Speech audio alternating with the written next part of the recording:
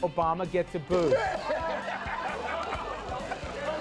You like that? Clever play of words. And not just from an avid fan. You look at the poll numbers, and they're looking up as well. We're going to break down what each campaign is saying and doing with only 57 days left. And next, the first responders who were there for us, we're now going to be there for them.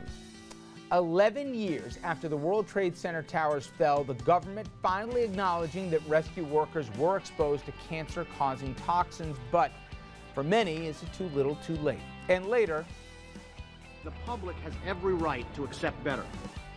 Breaking the public's trust, another lawmaker taken down by corruption today in New Jersey. It's a bipartisan nationwide affliction. We're going to talk about both some of the ailments and maybe some solutions. Good evening, everyone, and welcome to RFL. I'm Richard French. Thanks a lot for joining us this Monday evening, September 10th. Now, I got only 60 days, in fact, less than 60 days, 57 days till the election, and we will break down how each of the candidates are not just doing by looking at the polls, but between now and Election Day, what each has to do to convince the American electorate that they either deserve 4 more years or to go in another direction. Now, one picture from the campaign trail this weekend got us summed up how things have been going for the president, at least certainly since Charlotte. Since the end of the convention last week, the president, he was visiting a pizza parlor in Florida when the shop's owner came up to the president and gave him a real big bear hug. Yep. Off the ground. Only the latest numbers may have given the president's recent re-election chances an even bigger lift. And in fact, the only way the image could have been a little bit better here, or a better metaphor, would be take these polls here and consider what would have been had Charlotte not gone well, or even how Tampa would have gone worse. All right. Now, for the latest here on both the numbers and what the campaigns are saying, let me bring in Andrew Whitman. And Andrew, we all were talking before Charlotte, maybe it'll be like Tampa, he'll get a negligible bump, maybe no bump at all. The numbers say a different story. Right now it's looking like a pretty substantial bump, Rich. And as you know, post-convention bounces are critical in presidential elections, especially for a challenger looking to unseat an incumbent president. But a check of the latest numbers explains why the Romney campaign is trying to downplay what many are now calling a major Obama bounce. With just 57 days left until the election, the Real Clear Politics poll average, their poll of polls, gives President Obama a full 2-point lead in the popular vote. This after Romney had nudged ahead just after the Republican convention in Tampa. The president holding steady with a 30-point lead in the electoral vote. But a top election forecaster now has the president stretching his chances to the best odds he's had in the campaign thus far. Nate Silver at the Times 538 blog now gives the president an 8 in 10 chance of being reelected. That is a new high for the president. And that forecast that now projects Obama with the largest popular and electoral vote totals he's registered during the campaign. Those numbers all being influenced by the most recent polls, all of which have come out since the end of the Democratic convention last week. All 3 of those national polls show the president up at least 4 points overall and benefiting from at least a 4-point convention bounce. The president getting a convention bump in his job approval scores as well. The polls show now more people approve of the president's performance than not. Much of that boost coming recently. And if you check out the last poll on the screen, the one from CNN, it came out before the Democratic convention, yet it still gave the president a positive score and a bump, meaning the president's numbers were improving after the Republican convention and before the Democratic gathering in Charlotte. And there's even more bad news for the Romney campaign tonight. Most of those polls were taken over a stretch of time, so it takes a while for recent developments to be factored in. Those polls still include some results from before the president and before former President Bill Clinton spoke at the convention last week, which means there could be even more improvement in what's already looking like a big bump for the president. Rich? All right, Andrew, thank you. And there's another piece of news here that the Romney campaign's not doing cartwheels over, and that has to do with money.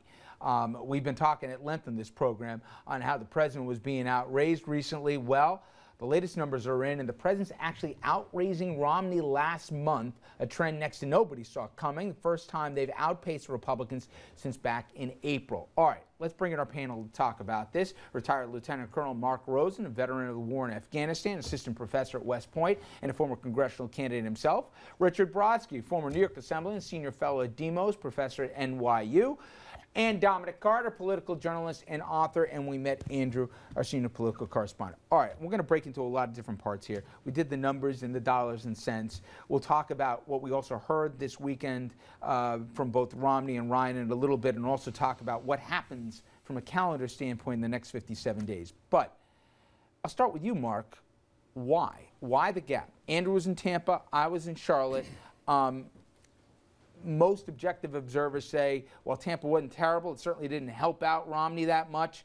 Charlotte, I think they stayed more a message, but it wasn't the greatest speech I ever heard from the president.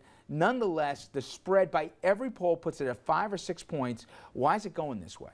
Well, I think, A, you don't give the numbers too much credence right now. We still have, what, 2 months? B, I think it was a tactical error to have back-to-back conventions. The second convention pretty much trumped the first. There was no opportunity for Romney to even get a bump.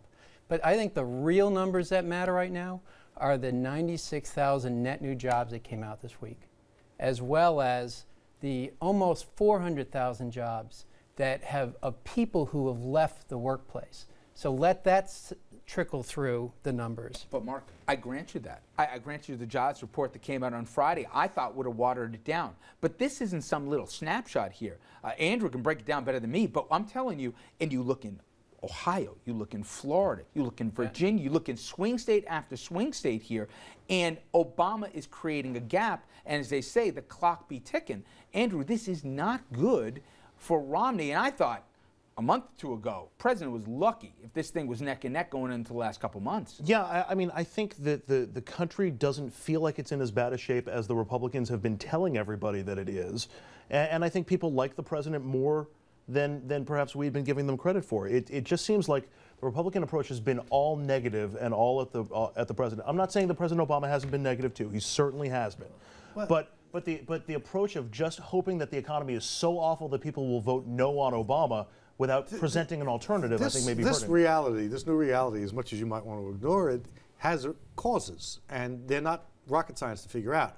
A bad Republican convention, a good Democratic convention, back to back, and a fundamentally flawed Romney strategy. Romney wants us to make this a referendum on the past. Obama wants to make it a choice for the future.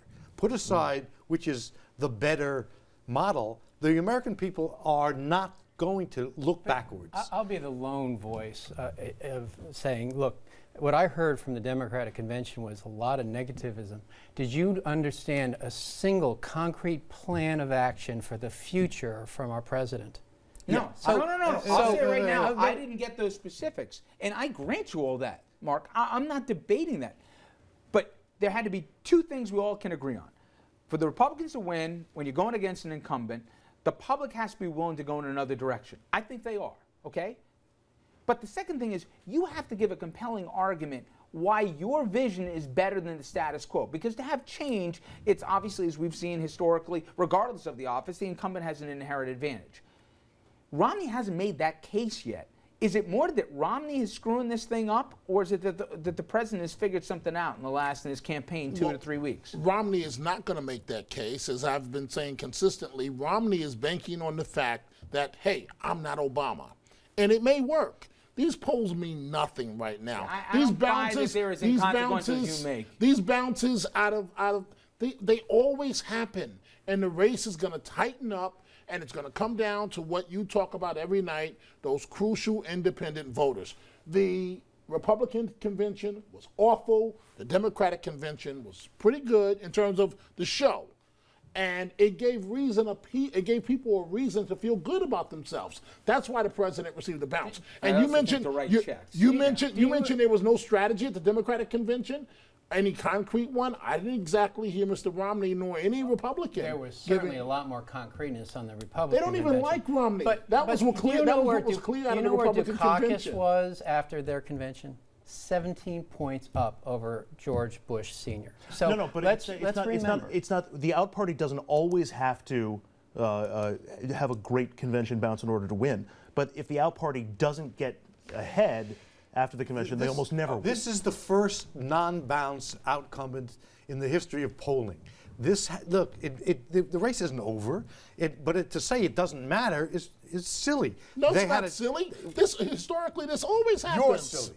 Well, no. He's silly. But it took 10 minutes to go there. All right, wait one second. We're going to go to a break here. When we come back, listen, one of the core issues for Mitt Romney that he's had to overcome is that he's an etch-a-sketch candidate. And he's trying to say, no, I have a core belief here. Well, this weekend, the issue came up again. We're going to talk about that and what Mitt Romney's got to do to change this narrative. He's got 2 months here. What does he have to do? And if you think that there's some clarity in Obamacare, you need to listen to what he had to say on Sunday. Stay with us.